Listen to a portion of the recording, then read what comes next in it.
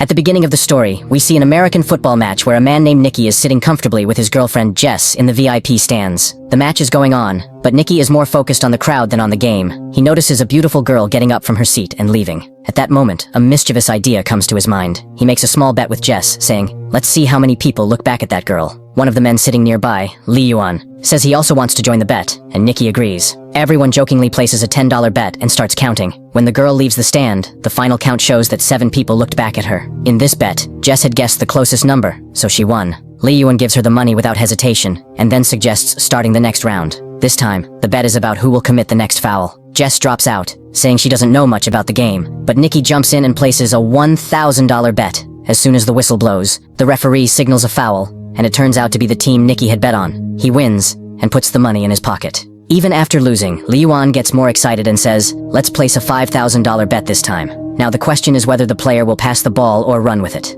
Nicky hesitates a little at betting $5,000, but finally agrees. Lee Yuan guesses that the player will run, and Nicky says he will pass. As soon as the whistle blows, the player actually runs with the ball, which means Nicky loses $5,000. Now Nicky decides, it's okay, we lost $5,000. Let's stop here, and asks Jess to come have coffee. He wants to leave, but Lee Yuan insists. He says, "You're sitting in the VIP lounge, you have money, why be upset over $5,000? Let's play another bet, this time for $10,000. Eventually, Nicky agrees. Now the question is whether the player will make the next pass correctly or not. Nicky predicts yes, but the other team intercepts the pass. Nicky has now lost $15,000. While taking out the money, Nicky gets a little upset. He thinks for a moment and says, "Let's place a $50,000 bet this time." Jess is shocked to hear this, but Nicky looks angry. At this point, luck is not on his side. He loses the next bet again, and has to give away another $50,000. Now Jess urges him to stop immediately, but Nicky's anger and ego take over. Without thinking, he places the next bet of $100,000.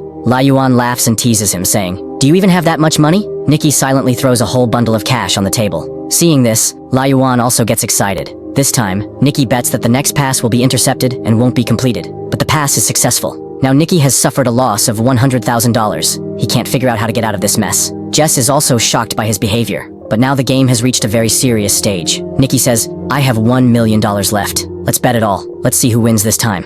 The final decision will be made by playing cards. Since Lee Yuan has been winning continuously, he's now going crazy with excitement. He starts looking at Nicky like an ATM machine. Lee Yuan draws his card. It's a 5 of clubs. Now Nicky just has to draw a card higher than 5. His chances of winning are very high. Nicky picks up a card and flips it over with great confidence, but it's the 3 of hearts. Seeing this, Jess immediately fell off her chair. When Nicky started the game, he only intended to bet $10, but now, he had lost more than $1 million.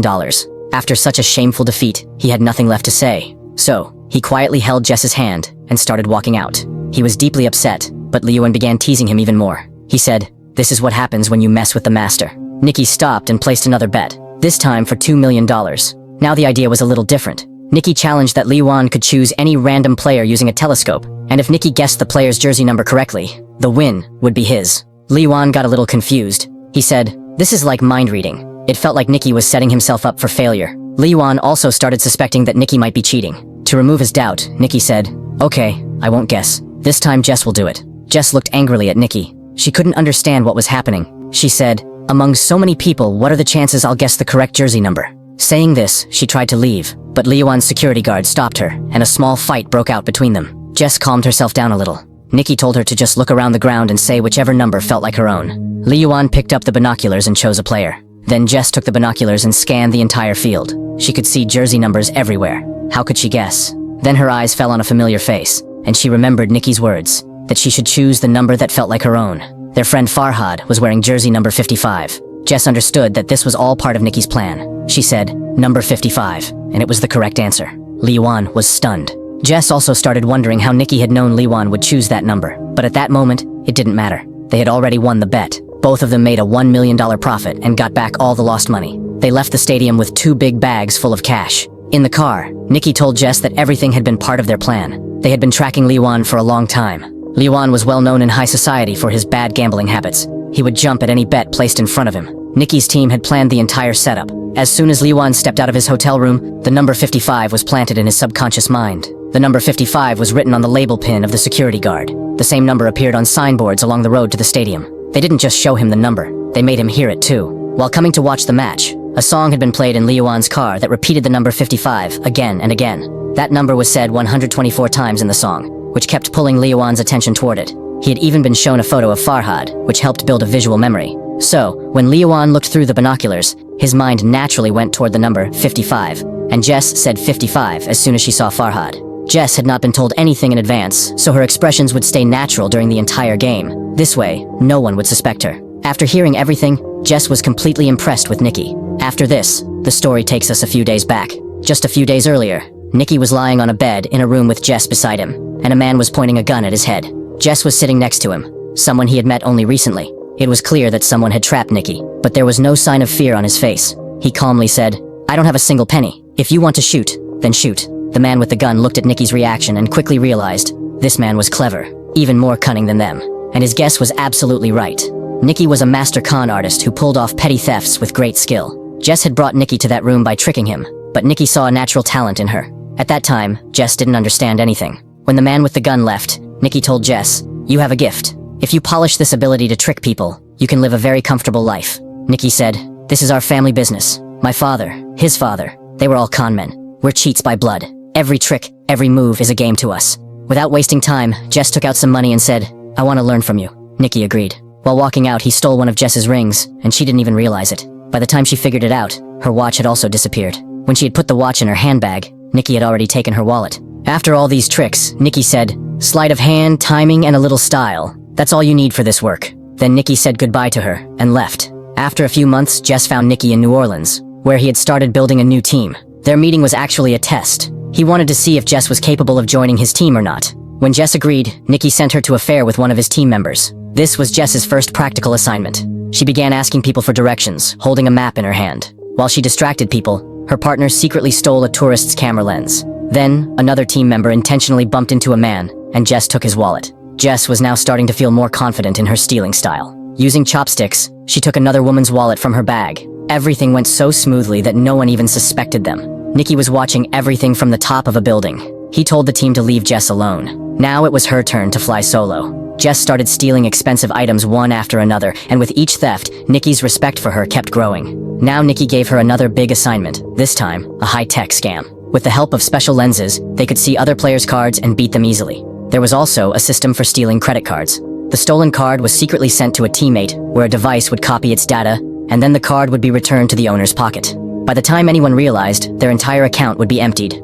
Another scam was a fake ATM machine. Whenever someone withdrew money, the ATM would secretly store their PIN. Farhad would later remove the machine and steal all the data. All the stolen credit cards were sorted into different categories. Expensive luxury items were bought using them, and finally, their data was sold on the black market. One day, Jess saw a beautiful necklace and wore it, but Nikki immediately told her to take it off. He strictly explained that all the items had to be sold. Nothing was to be kept personally. Jess was seeing this large-scale fraud for the first time. The feeling of standing in the middle of a mountain of stolen goods was surreal. The next day, Jess and Farhad were wandering through a wealthy area. Their task was to act. Farhad suddenly fainted, and Jess started shouting, "Please, someone help us, please." It was a distraction, which the rest of the team used to steal from the rich people around them. After the job was done, the whole team escaped by hiding in an ambulance. The whole plan was so perfectly executed that no one could figure out anything. That night, they all celebrated together. Nikki praised everyone because they had made $1.2 million in just 1 week. The next day, all the team members were preparing to go their separate ways. The documents were destroyed, and Nikki assured everyone that their money would be transferred to their bank accounts within a few days. But the old members of the team knew that Nikki still had one last mission left. The next morning, Nikki took Jess to the VIP lounge of the stadium. He performed a full demonstration in front of Jess to show how they could earn $1 million in just a few minutes. By now, Jess had started falling in love with Nikki. She thought she was Nikki's girlfriend, and that's why he was showing her all this. But Nikki had only included her in the group for his own benefit. When everything was over, Nikki gave her $80,000 in cash and finally said goodbye. Jess looked at him with tears in her eyes. Her heart was broken because she had fallen in love with Nikki. At the same time, she also felt that $80,000 was too little, because Nikki had just earned $1 million. But in Nikki's world, there was no place for emotions. Jess had now seen his true colors. Nearly 3 years later, a race car pulls into a service station, and we see Nikki again. There was tiredness in his eyes, and it was written all over his face that he was running out of money. During lunch, he met with George, the owner of a race car team. George's research team had developed a new algorithm called EXR, but he wanted to improve it to increase his chances of winning. So he hired Nikki. The plan was simple. Nikki would pretend to be their chief engineer. Then, they would stage a fake fight between George and Nikki so that other teams would fall into their trap. After that, Nikki would sell a fake version of EXR to the rival team, while George's team would use the real system and easily win. As part of the deal, Nikki was supposed to receive 1 million euros for the job, and the money he earned by selling the fake system would also be his. Nikki thought this job was a joke. He could have done such a scam even in his sleep, but George's butler didn't trust him at all. He directly threatened Nikki and said, "If you do anything wrong, I'll shoot you right in the chest." Nikki wore a tuxedo and left to attend a party that evening. The plan between Nikki and George was to stage a fake fight in front of the crowd, but their plan completely fell apart when Jess appeared, walking down the stairs in a red dress. She went straight to hug George. Seeing this, Nikki's eyes filled with anger. His mind went blank. He hadn't seen Jess in 3 years, and now she was with someone else. And that too, with the man who had hired Nikki. Jess calmly walked up to Nikki and told him that she was no longer a con artist, and whatever had happened 3 years ago didn't matter anymore. She also said that George didn't know anything about their past relationship, and it would be best to keep it that way. Hearing this, Nikki got furious. He picked up a glass of vodka and drank it in one go. Earlier, he had planned to act like he was angry, but now, he truly was. The fight with George in front of everyone was no longer a drama, it was real. Their fight caught the attention of the rival racing team, just as planned. Soon, security came and threw Nikki out of the party, but now, he had the business card of the rival team in his hand. The next morning, Nikki met the owner of the McLaren team. He spoke directly, saying, "I want to sell you the EXR system. It will cost 3 million euros. The team owner had no shortage of money, so there was no need to bargain. He immediately tested the system on the track, and when he saw the results, his face lit up. Nikki promised that the complete software would be delivered in 48 hours. Meanwhile, Jess met Farhad on the road. Farhad had been sent by Nikki. He told Jess that it was necessary for Nikki to leave 3 years ago. He had no other choice. Farhad also said that Nikki still loved her. Then he handed Jess a box, which had the same necklace that Jess had once liked. Whether it was real or fake didn't matter. Jess's heart melted after seeing it. She told Farhad that she couldn't trust Nikki, but her eyes said something else. She still had feelings for him. Well, on the day of the deal, Nikki showed up and handed over the software to the owner of the McLaren team. In return, a strong man gave him a case containing 3 million euros. But Nikki's nature was such that he never worked without taking risks. He had secretly sold a copy of the same software to every racing team. Every handshake brought him more euros. Whoever shook hands with him paid him millions. Until the race began, no one had any idea that every team had been sold the exact same EXR system. That night, instead of running away, Nikki messaged Jess, saying that if she came in time, they could escape together. Nikki waited, but no one came. Just when he gave up and turned to leave, Jess appeared. But it was too late to run, because at that moment, the same strong man who had given him 3 million euros on behalf of the McLaren team showed up in front of Nikki. In reality, he was George's man. He had found out the truth, that Nikki had sold the original software instead of the fake one. He didn't care about the 1 million euros. Now he wore his full racing gear and intentionally crashed into Nikki's car. After a terrible accident, both Nikki and Jess were captured. They were tied up, and all the stolen cash was laid out in front of George. George was furious. He had spent 40 million euros creating that software, and now everything was ruined. The worst part was, he still couldn't figure out how Nikki had stolen the real software. When Nikki didn't say anything, George pressed Jess's nose shut, cutting off her air. Seeing this, Nikki broke down. He confessed everything, how he had made Jess fall for him again by rekindling her old love. He said he gave her the same necklace she had once liked, but this time it had a special chip inside. As soon as George opened the software, that chip stole his password and copied the data. Jess was heartbroken when she heard this. Tears streamed down her face, but George and his men started laughing. They liked the story but didn't believe a word of it. George then said, "Jess was never really my girlfriend. I know she was only with me for my money." Jess admitted that she was only pretending to love George to steal his expensive watch collection. Nikki was shocked, so Jess had faked her love for George just to make Nikki jealous. Now, both of them were caught. George turned to the butler and asked how Nikki managed to steal the software. As soon as Nikki opened his mouth, the butler suddenly fired a bullet. It hit Nikki straight in the chest. George's face turned pale. He panicked and told the butler, "I can earn money again, but if I get caught for murder, I'm finished." George quickly fired the butler and fled from the warehouse. Jess was crying uncontrollably, but the butler calmly said, "There's no need to worry. I'm actually Nikki's man." In truth, the butler was Nikki's father. He had shot the bullet carefully just near the heart, not through it. He sealed the wound with tape, used a needle to draw out the extra blood, and balanced the air pressure in Nikki's chest. Suddenly, Nikki opened his eyes. He was alive. It was a crazy plan, but it worked. Behind them lay a huge pile of money. All three of them left the warehouse. Nikki was actually an orphan and had been raised by this man. He was the one who had taught Nikki all the tricks of the trade. Their rule was simple: never get emotional. But now, Nikki had truly fallen in love with Jess. The butler left both of them on the roadside and took all the money with him.